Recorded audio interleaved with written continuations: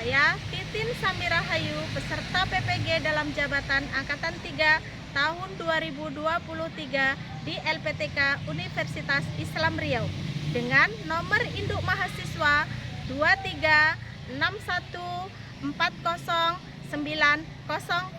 Saya mengajar di SMP Negeri 5 Tapung Hilir, mengampu mata pelajaran Bahasa Indonesia. Dalam video saya ini, saya ingin menyampaikan materi unsur-unsur cerita fiksi untuk memenuhi tugas uji kinerja PPG dalam jabatan Angkatan 3 tahun 2023. Assalamualaikum warahmatullahi wabarakatuh.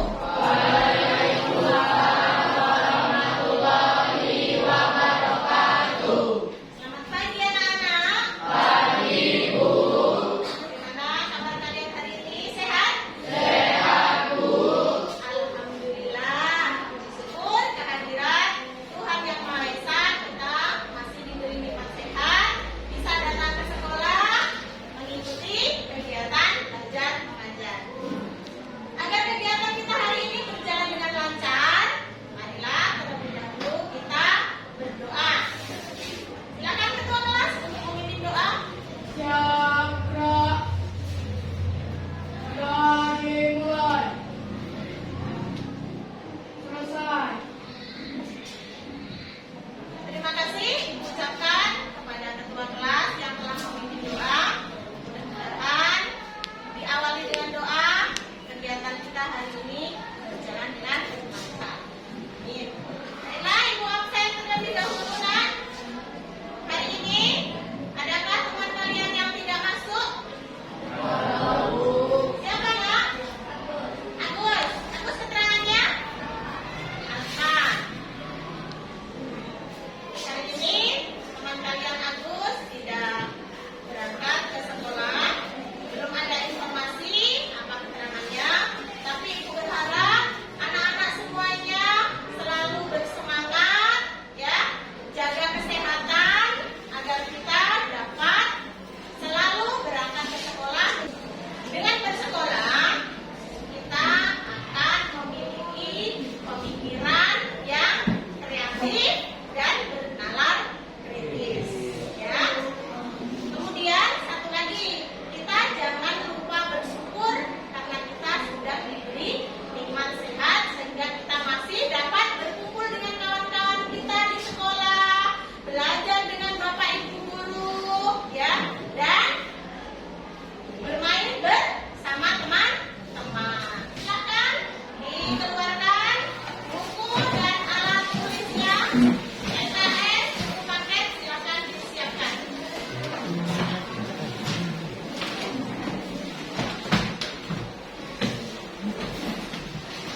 Seperti biasa, sebelum kita melaksanakan kegiatan belajar, kita melakukan pembiasaan membaca terlebih dahulu, ya. Ibu, minta tolong kepada Najwa untuk membacakan teks yang disukai, ya. Teks yang disukai, boleh teks fiksi maupun non fiksi. Silakan Najwa. Rumah air. Jika hujan singgah, mama akan gelisah. Hujan memang anugerah. Pohon-pohon yang keringat, daun-daunnya kehausan, dan rumput-rumput yang ranggas akan senang menerima guyuran air segar basah. Tapi hujan juga bisa jadi musibah. Hujan yang melimpah ruah, tetapi tak lancar mengalir bakal menjadi banjir. Rumah kami yang mungil pun dipaksa menjadi rumah air. Sejak ibu pindah ke Jakarta untuk bekerja agar aku bisa tetap bersekolah tanpa kekurangan biaya. Terima kasih Ibu ucapkan kepada Najwa. Mudah-mudahan cerita tadi dapat menginspirasi kita dan membuat kita semangat dalam belajar. Kita lanjutkan untuk materi kita di pagi hari ini, ya. Masih melanjutkan materi pertemuan yang lalu, yaitu masih dalam karya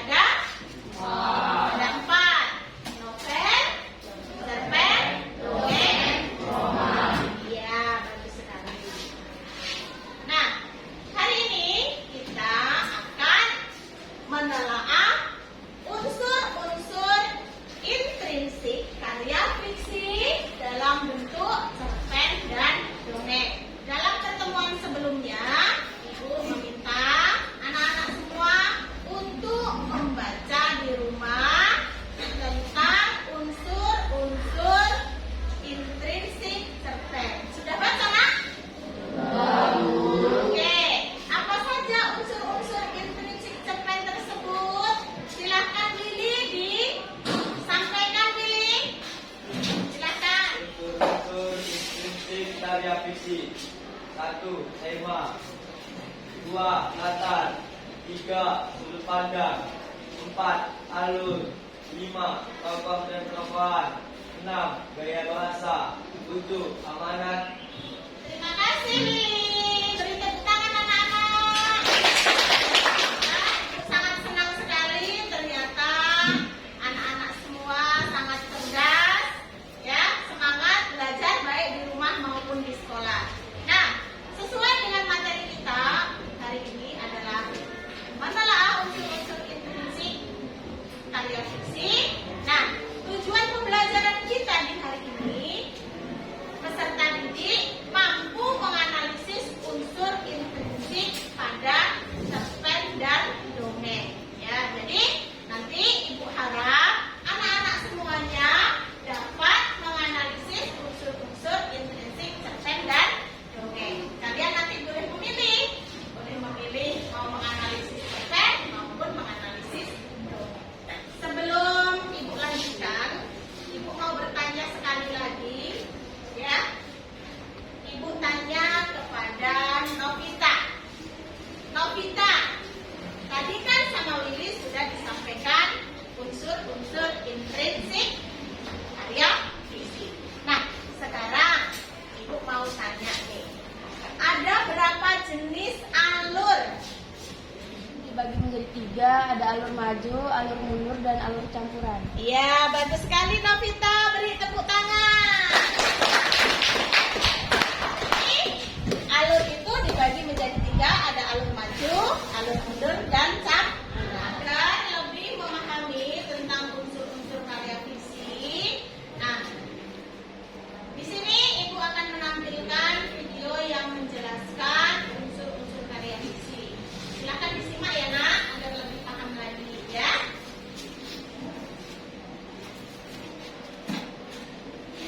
Fiksi pada dasarnya tidak hanya menyajikan bentuk cerita saja, melainkan dalam komponen cerita juga terdapat berbagai unsur yang membangun adanya cerita fiksi. Berikut ini adalah unsur-unsur pembangun karya fiksi. Pertama ada tokoh cerita, yang kedua ada alur cerita, yang ketiga ada tema cerita, dan yang keempat ada alur atau jalan cerita. Tokoh cerita adalah tokoh-tokoh yang ada dalam sebuah cerita. Tokoh cerita dibedakan menjadi 2, yaitu tokoh utama dan tokoh pendukung. Nah, bagaimana sih cara mengenali tokoh utama itu? Yang pertama adalah tokoh yang paling banyak muncul di sepanjang cerita itu adalah tokoh utama. Dan yang kedua, tokoh yang mempunyai peran penting. Unsur yang kedua adalah latar cerita. Latar cerita adalah tempat atau waktu terjadinya cerita. Kalian dapat mengetahui latar suatu cerita dengan melihat nama-nama tempat dan waktu dalam sebuah cerita. Yang ketiga ada tema cerita. Tema cerita adalah unsur pokok dalam cerita. Tema adalah pokok pikiran atau dasar cerita yang dipakai sebagai dasar mengarang. Yang keempat ada alur dan jalan cerita. Jalan cerita disebut juga alur atau plot. Alur berisi rangkaian kejadian yang dihadapi tokoh cerita di awal sampai akhir. Alur adalah rangkaian peristiwa yang direka atau dijalin dengan seksama dan menggerakkan jalan cerita melalui kerumitan ke arah klimaks dan penyelesaian. Macam-macam alur cerita. Alur cerita itu ada 3. Yang pertama adalah alur maju. Alur maju adalah alur yang diawali cerita kejadian masa kini dengan konflik dasar. Pada bagian tengah konflik makin melonjak dan diakhiri klimaks serta penyelesaian pada akhir cerita. Yang kedua ada alur mundur. Alur mundur adalah alur yang dibuka dengan penceritaan kejadian masa lampau di awal cerita dan diselesaikan dengan konflik masa kini. Yang ketiga ada alur campuran. Alur Jemuran adalah alur yang mencampurkan kisah kejadian masa kini dan masa lalu secara bergantian. Cerpen ini diawali dengan gambaran letak Gunung Beser dan keangkeran gunung tersebut. Konon, di sana Jaya Sakti yang menjadi incaran Belanda bersembunyi. Hal itu sangat dipercaya oleh penduduk kampung karena ada beberapa orang yang pernah masuk tetapi ia tidak bisa kembali. Itulah sebabnya sehingga penduduk hanya berani sampai ke kaki gunung. Namun, berbeda dengan tokoh saya pada cerpen tersebut, ia justru mengagumi keindahan Gunung Beser, menyukai dan menikmati udara dingin dan air dari gunung tersebut. Setiap subuh, kakeknya akan membangunkan dan mengajak pergi ke masjid kecil di pinggir sawah. Ia sering melamun melihat Jaya Sakti sholat di atas daun pisang. Di sisi lain, Gunung Beser merupakan sumber air yang melimpah bagi penduduk, utamanya para petani. Bila musim panen tiba, para petani yang punya sawah luas akan mengadakan syukuran dan mengundang para tetangga. Bagi anak-anak, sawah merupakan tempat yang paling banyak memberi kenangan. Anak-anak belajar mengaji di masjid dan yang menjadi gurunya sang kakek, kemudian diteruskan oleh Kang Kasim. Kakek merupakan tokoh yang dihormati oleh penduduk dan pengambil keputusan penting. Lanjut cerita, kedamaian kampung mulai terusik saat jalan besar menghubungkan kecamatan dan kabupaten diperbesar dan diaspal. Jalan itu memberikan gejolak tersendiri. Petani hilir mudik ke kota kabupaten menjual hasil bumi. Remaja tidak sedikit yang meneruskan sekolah ke kota. Pembangunan pabrik semakin santer diinformasikan oleh orang kecamatan.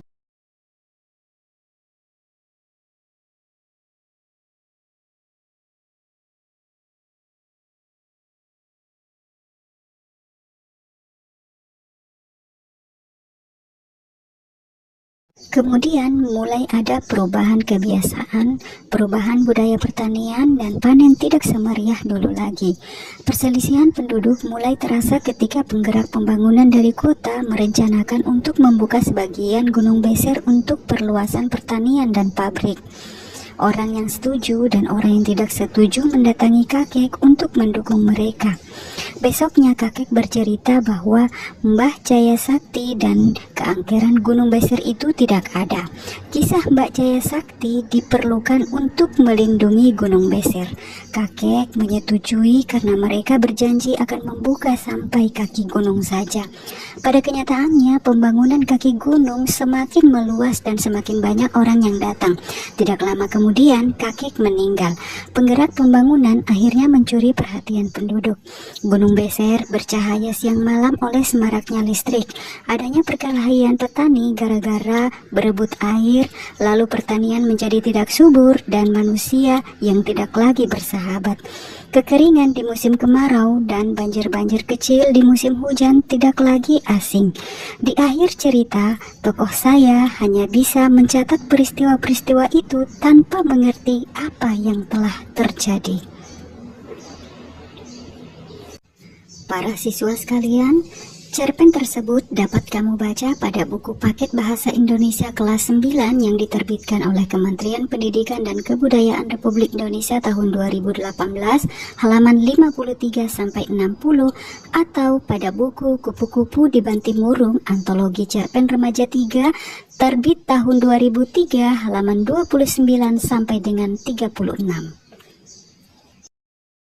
Para siswa sekalian, unsur intrinsik cerpen yaitu 1 tema, 2 tokoh dan penokohan, 3 latar atau setting, 4 alur atau plot, 5 sudut pandang atau point of view, 6 amanat. Secara umum, tema merupakan gagasan pokok yang mendasari suatu karya. Tema cerpen tersebut adalah kepercayaan penduduk yang terkikis oleh modernisasi. Unsur intrinsik yang berikut adalah tokoh dan penokohan. Adapun tokoh dan penokohan yang terdapat pada cerpen Pohon Keramat yaitu 1. Tokoh saya berwatak patuh dan rajin. 2. Mbah Jaya Sakti memiliki karakter pemberani. 3. Kakek memiliki karakter bijaksana dan suka menolong. 4. Kang Hasih memiliki karakter baik. 5. Penduduk memiliki karakter rukun kemudian mudah emosi. 6. Anak-anak memiliki karakter ceria dan baik. 7. Para penggerak pembangunan memiliki karakter gesit dan santun. Unsur intrinsik yang selanjutnya adalah latar atau setting. Adapun latar yang terdapat pada cerpen tersebut yaitu latar tempat di Gunung Beser, kampung, masjid, rumah kakek, sawah, kolam, pasar, rumah Pak Mantri, jalan besar, kaki gunung. Kemudian latar waktu saat pendudukan Belanda, malam hari, setiap subuh, pagi hari, sore, dan saat panen. Adapun latar suasana yaitu menyenangkan, menegangkan, dan mengkhawatirkan. Alur atau plot pada cerpen tersebut yaitu alur mundur dan alur maju. Alur mundur dapat dilihat pada paragraf pertama sampai dengan paragraf kelima, menceritakan tentang peristiwa yang terjadi pada masa lalu tentang Gunung Beser. Alur maju dimulai pada paragraf 6 dan seterusnya sampai selesai. Berikut sudut pandang atau point of view yang terdapat pada cerpen adalah orang pertama sebagai tokoh sampingan, saya, aku. Saya pada cerpen tersebut tidak dalam peran utama. Kehadiran tokoh saya berfungsi untuk memberikan penjelasan tentang cerita kepada pembaca. Adapun tokoh sentralnya adalah kakek. Para siswa sekalian, terakhir unsur amanat atau biasa disebut dengan pesan, yaitu 1. Hendaknya manusia menjaga lingkungan. 2. Sebaiknya menjaga hubungan sosial dengan baik. 3. Seorang tokoh selalu bijak dalam memutuskan persoalan. Setelah menonton video tadi, apakah lebih paham nak? Bagus sekali ya. Mudah-mudahan nanti bisa kamu terapkan dalam kehidupan sehari-hari. Jika sudah paham semuanya, kita lanjutkan saja ya nak. Dalam SKPD nanti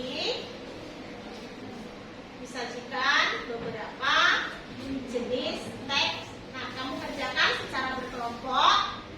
Masing-masing kelompok terdiri dari 5 orang ya.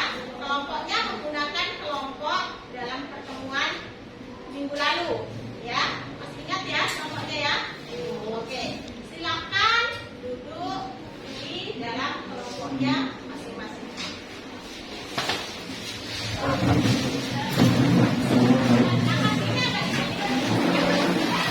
Dan anak ibu bagikan SKPD-nya ya. Kamu pilih nanti teks mana yang ingin dianalisis bersama kelompoknya.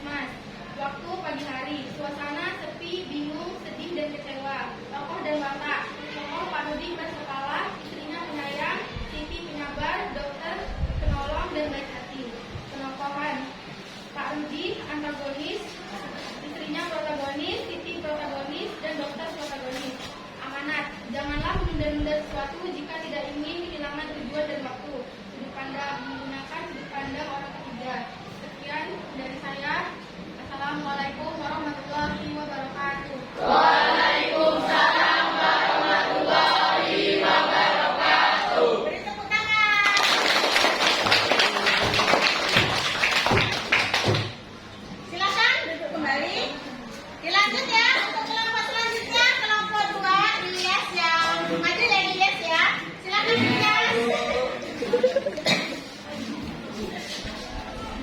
Diperhatikan ya nak. Warahmatullahi wabarakatuh.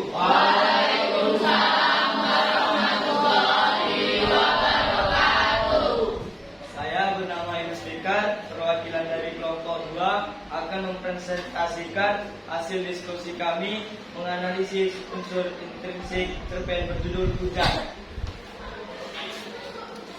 Yang pertama temanya yaitu ketuhanan. 2. Alurnya yaitu alur maju, karena ceritanya dimulai dari orientasi, komplikasi, dan resolusi. 3. Latar, yaitu di puskesmas, di rumah, dan di kota. 4. Tokoh dan watak. Parodi, pekerja keras dan pantang menyerah. Siti, pantang menyerah dalam melawan penyakit. Dokter spesialis, baik mau membantu orang yang kesusahan. 5. Penokohan, Parodi, Siti, dan dokter spesialis. Amanat, kita harus mendengarkan nasihat orang lain yang baik untuk diri kita sendiri. 7. Sudut pandang orang ketiga karena menggunakan kata dia. Sekian dari saya. Apabila ada kekurangan, saya memohon maaf sebesar-besarnya. Saya akhiri. Wassalamualaikum warahmatullahi wabarakatuh.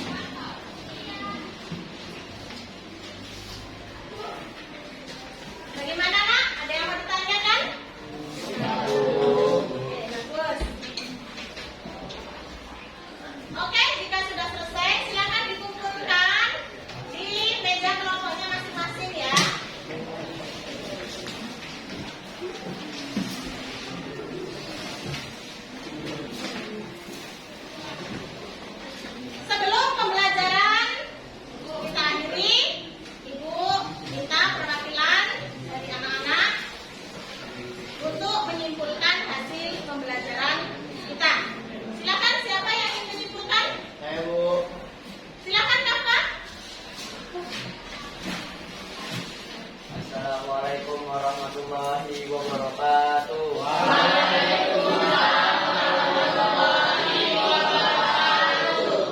Perkenalkan, nama saya Kamka Al-Zuhri. Berdirinya saya di sini akan menyimpulkan kegiatan pagi hari ini. Kesimpulan yang saya dapatkan adalah kami sangat senang karena dapat menganalisis unsur-unsur intrinsik di dalam karya fiksi seperti cerpen, dongeng, dan roman. Dan kami sudah belajar untuk menganalisis unsur intrinsik pada LKPD dan pada cerpen yang berjudul Hujan, yang terdiri dari tema, alur, latar, tokoh dan watak, penokohan, amanat, dan sudut pandang. Sekian kesimpulan dari saya. Wassalamualaikum warahmatullahi wabarakatuh.